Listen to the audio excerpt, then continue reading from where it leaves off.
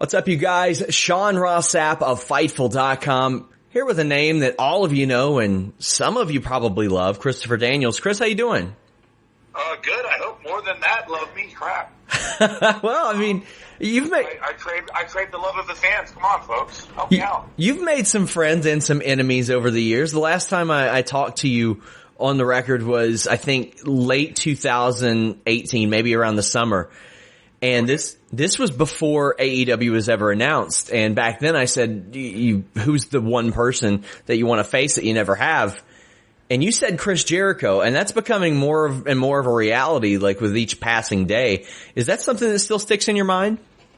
Absolutely, man. I feel like Chris Jericho, if he's not the greatest of all time, he's certainly in the discussion, certainly top 5.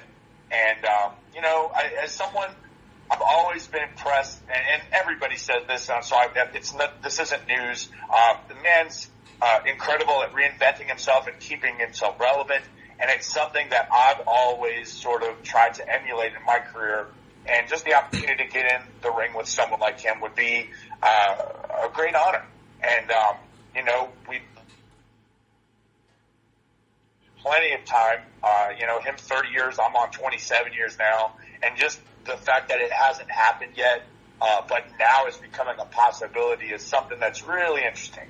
And, I'm not looking to hang it up anytime soon. I'm sure neither is he. So at some point, we're going to run into each other, I think. Have you all ever touched, like, in the ring? Never once. Because I was trying to look back, because, usually there's like a battle royal or there's something like that. I couldn't find anything. So you guys have never, go ahead. I missed him. Well, I was in WCW right after, like literally maybe a year after he left. And then the entire time he was in WWE, I was, Ring of Honor or TNA. And, so yeah, man, we've never even been in the same company at the same time until the beginning of last year. So now who we are, yeah, we're definitely, I will say this, man, one of the great things about being around Chris is he's got such a mind for the business, and it's really refreshing to be around someone like him and hearing his thoughts and how he, puts together ideas and matches and things like that. It's really cool. As much experience as I have, I still feel like I'm trying to learn stuff. And he's definitely someone that I'm learning from every week that I have any sort of interaction with him behind the scenes. It's something that I really am happy that I'm getting that opportunity. He's pretty outspoken about that publicly, like on his own podcast. If he has issues with something he sees on TV, he pretty much says that. Is that the case backstage as well? And do you follow that type of mentality too? Because you are a veteran in the wrestling business. You have probably more experience than anybody on the roster outside of him and Dustin. Yeah, probably. But I feel like, Chris is at the level of success that he's sustained over his career. I feel like he's definitely got more right to sort of put his foot down. I'm more of the mentality, especially since I'm not really one of the guys in terms of creative that has like that final say. So I certainly don't mind putting my ideas forward and saying, well, this is what I think. But I also realize that it's not my fight to fight, and all I can really do is offer my point of view. But, in the end, it's not my decision, and I sort of have to, bow to the decisions that are made by the guys that are in the decision-making position. So I'm cool with that too. And sometimes the decisions aren't what I would have done, but at the same time, like I said, I don't have the right to really put my foot down. But I feel like Chris definitely has that right. Certainly is very outspoken about what he feels is the right direction for his stuff, and you can't fault him. You look at his track record, and you feel like, well, this guy definitely deserves to have a say in how it all goes down.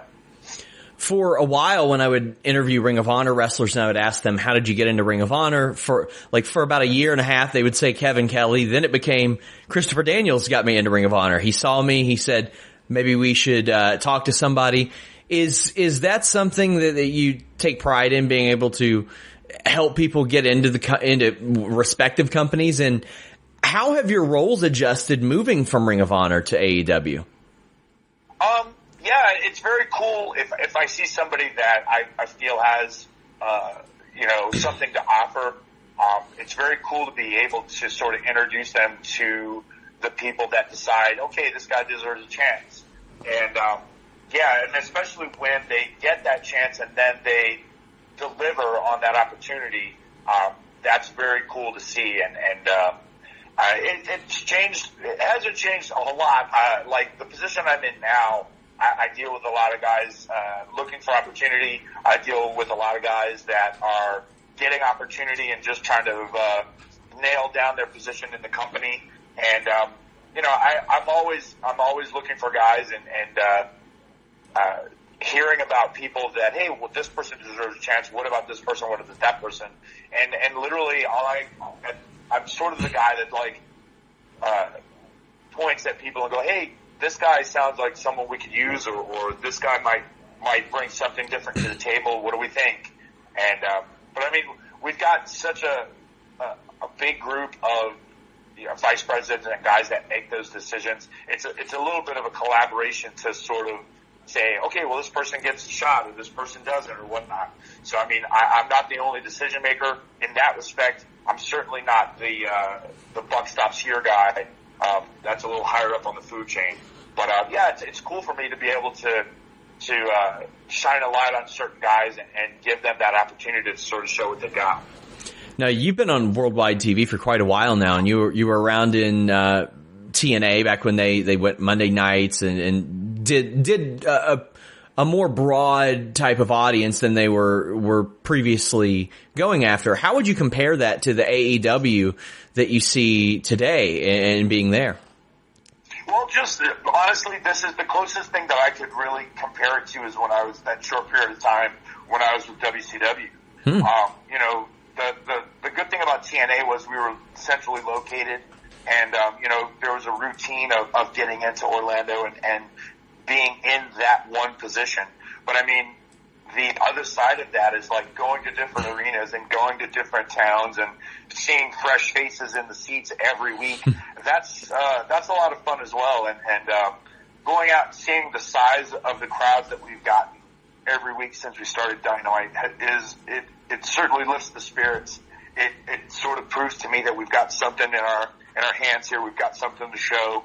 And, all we can do is build on that fan base that we're building and sort of continue the path forward. I know you've probably been asked about it 100 times, but it's been out there that you were in the running to be the higher power back in 1999. Did you know about that at the time? And if not, how did you react when you heard that? I did not know about that. That was something that I found out about when Bruce Pritchard brought it up on his podcast. And I certainly see why it didn't work out. I mean, they were doing something similar with me in WCW for the short period of time when I was there. And I don't know if people know this, but there was a short thing where I was going to be involved with Vampiro when Vampiro and Sting were involved in a feud, and they wanted me to be the boss of Vampiro, or his higher power. And my thought process was that at that point Vampiro was a name. He was being shown on weekly television every week.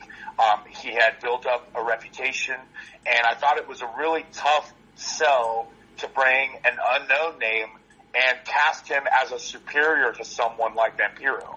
And I mean, in the same way, like if you had brought Christopher Daniels out and said, well, this person's the superior of The Undertaker, I think there would have been a real big disconnect. And so I feel like it made sense that got shot down, and you want to reveal to sort of have you want to reveal of that nature to have sort of a powerful punch.